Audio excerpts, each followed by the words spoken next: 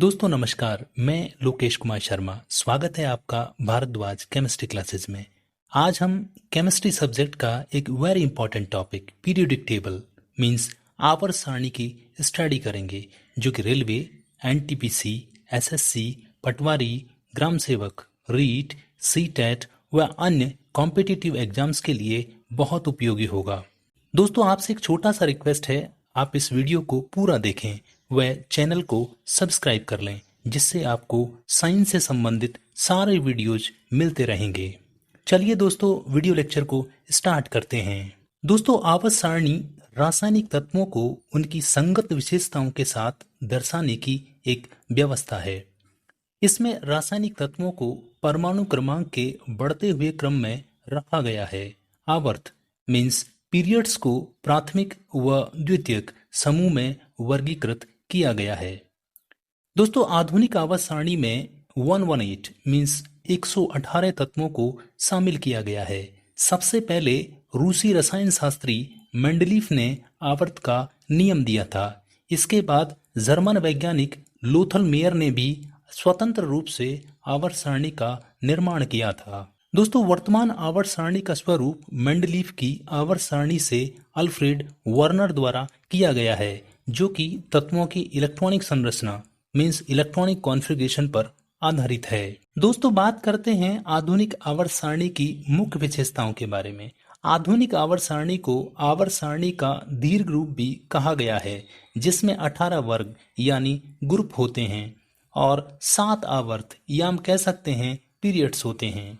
दोस्तों बात करते हैं वर्ग के बारे में। किसी एक वर्ग के सभी तत्वों के परमाणुओं के बाहरी कक्ष में इलेक्ट्रॉन्स की संख्या समान होती है। इसी कारण किसी एक वर्ग के सभी तत्वों के मुख्य गुण समान होते हैं। दोस्तों पीरियोडिक टेबल का यदि एनालिसिस किया जाए तो पता चलता है कि इसमें बहुत सारे अलग अलग कलर्स हैं, जो कि अलग अलग विशेषताओं को इंडिकेट करते हैं। दोस्तों बात करते हैं क्लासिफिकेशन की, जिसको हमने ब्लॉक्स में डिवाइड किया है, जो कि पीरियड्स व ग्रुप से मिलके बने होते हैं।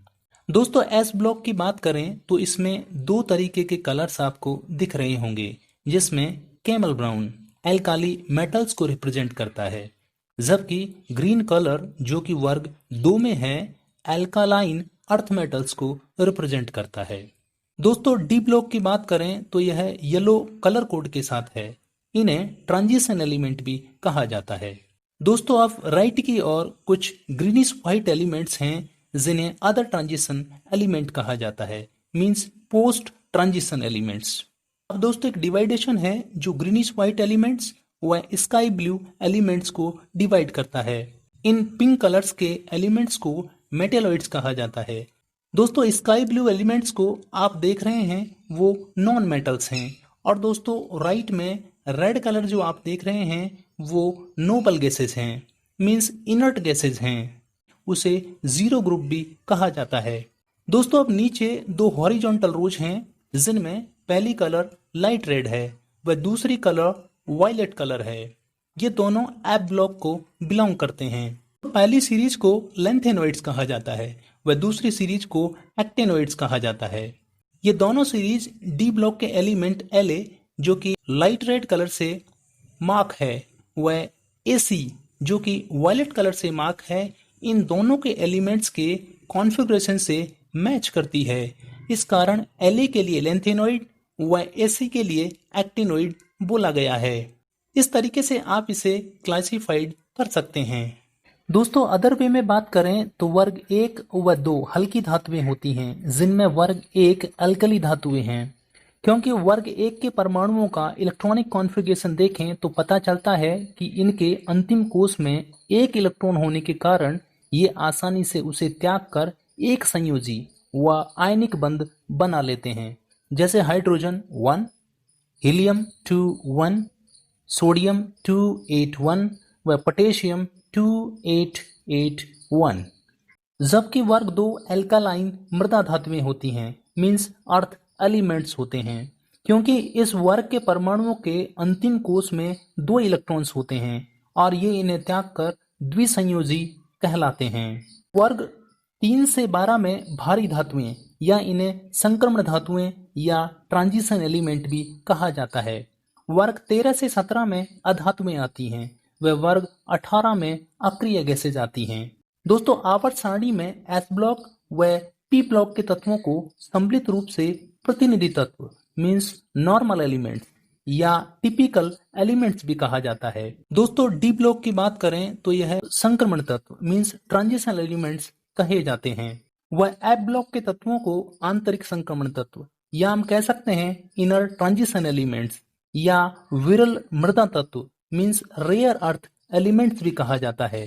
दोस्तों बात करते हैं आवर्त की। प्रथम आवर्त सबसे छोटा होता है जिसमें केवल 2 तत्व होते हैं। दूसरे व तीसरे आवर्त में 8 तत्व होते हैं जिन्हें लघु आवर्त कहा जाता है। चौथे व 5वें आवर्त में 18 तत्व होते हैं जिन्हें दीर्घ आवर्त कहा जाता है। छठे आवर्त में 32 तत्व होते हैं, यह सबसे बड़ा आवर्त है। 7वें आवर्त के तीसरे वर्ग में परमाणु क्रमांक 19 से 103 वाले तत्व होते हैं जिन्हें एक्टिनोइड्स कहा जाता है। दोस्तों इस प्रकार हम एक की 2, 8, 8, 18, 18, 32 लर्न कर सकते हैं जो कि तत्वों के अनुक्रम को दर्शाता है तथा ये संख्याएं विभिन्न तत्वों के परमाणुओं के इलेक्ट्रॉनिक कॉन्फ़िगरेशन को निरूपित करती हैं। इस की के अकॉर्डिंग आप समझ गए होंगे कि प्रथम आवर्त में केवल 2 ही तत्व क्यों रखे गए हैं, क्योंकि प्रथम कोष में केवल 2 इलेक्ट्रॉन हो सकते हैं। इस कारण इसमें 2 तत्व ही हो सकते हैं जिनका परमाणु क्रमांक 1 व 2 है। दोस्तों किसी आवर्त में बाएं से दाएं जाने पर संयोजी इलेक्ट्रॉन कोष भरता जाता है, जैसे हाइड्रोजन 1, हीलियम 2 फर्स्ट आवर्त में, व दूसरे आवर्त में lithium 21, beryllium 22, boron 23, carbon 24, nitrogen 25, oxygen 26, fluorine 27 and neon 2 and 8। इसी प्रकार तीसरे आवर्त में सोडियम 281। चौथे आवर्त में 4 इलेक्ट्रॉन कोष होते हैं जैसे कैल्शियम 2882।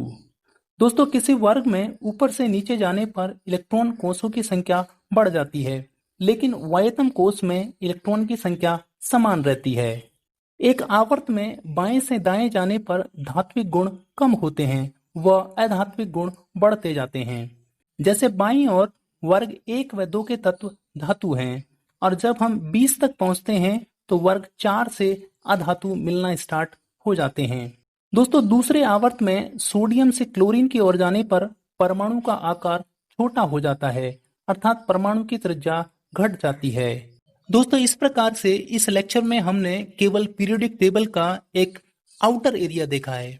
अब अगले लेक्चर में हम बात करेंगे कि कॉम्पिटिटिव एग्जाम्स में किस तरीके के क्वेश्चंस पुट अप किए जाते हैं।